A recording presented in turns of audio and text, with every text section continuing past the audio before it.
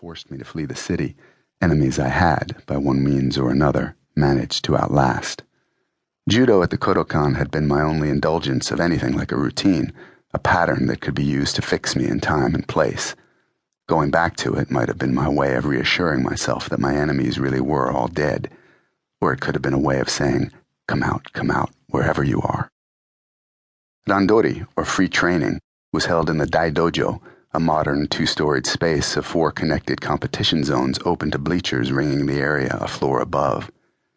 On any given night, as many as 200 judoka wearing the traditional white judogi, male and female, Japanese and foreign, buzz-cut college stars and grizzled veterans, take to the training hall, and the vast space is filled with cries of commitment and grunts of defense, earnest discussions of tactics and techniques in mutually incomprehensible tongues, the drumbeat of bodies colliding with the tatami and the cymbal slaps of palms offsetting the impact with ukemi landings. I've always loved the cacophony of the Dai Dojo. I've stood in it when it's empty, too, and its solemn daytime stillness, its enormous sense of patience and potential, has its own magic, but it's the sound of evening training that imbues the space with purpose, that brings the dormant hall to life. On training nights, the bleachers are usually empty, though nor is it unusual to see a few people sitting here and there and watching the judoka practicing below, a student waiting for a friend, a parent wondering whether to enroll a child, a martial arts enthusiast making a pilgrimage to the birthplace of modern judo. So I wasn't unduly concerned one night at the sight of 2 extra-large Caucasians sitting together in the stands, thickly muscled arms crossed over the railing, leaning forward like carrion birds on a telephone line. I logged them the way I reflexively log anything out of place in my environment, giving no sign that I had particularly noticed them or particularly cared, and continued randori with the partner I happened to be training with, a stocky kid with a visiting college team who I hadn't yet let score against me.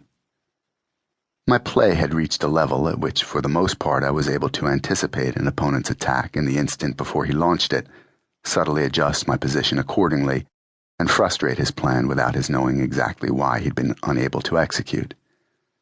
After a while of this invisible interference, often an opponent would try to force an opening, or muscle a throw, or would otherwise overcommit himself, at which point, depending on my mood, I might throw him.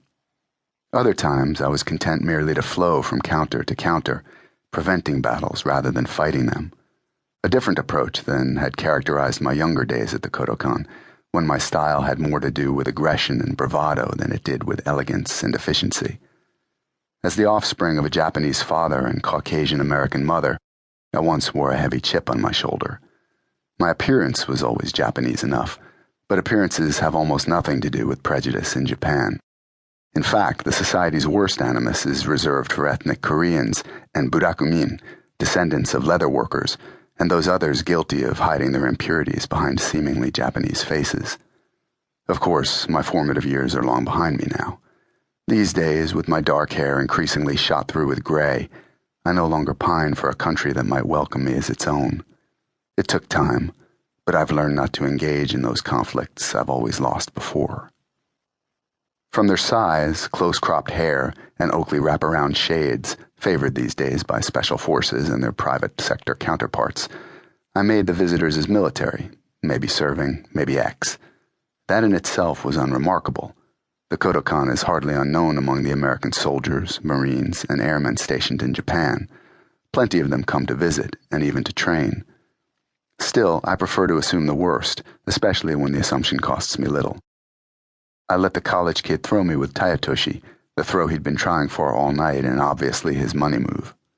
In my former line of work, being underestimated was something to cultivate. I might have been out of the life, but I wasn't out of the habit. I was careful when I left that night, my alertness at a higher than usual pitch. I checked the places I would set up if I'd been trying to get to me, behind the concrete pillars flanking the building's entrance on Hakusandori, the parked cars along the busy 8-lane street, the entrance to the Mitasen subway line to my left. I saw only oblivious Saradiman commuters, their interchangeable dark suits limp and rumpled from the diesel-laced humidity, their brows beaded with sweat, but their expressions relieved at the prospect of a few undemanding hours at home before the next day's corporate exertions. Several riders on motor scooters went by,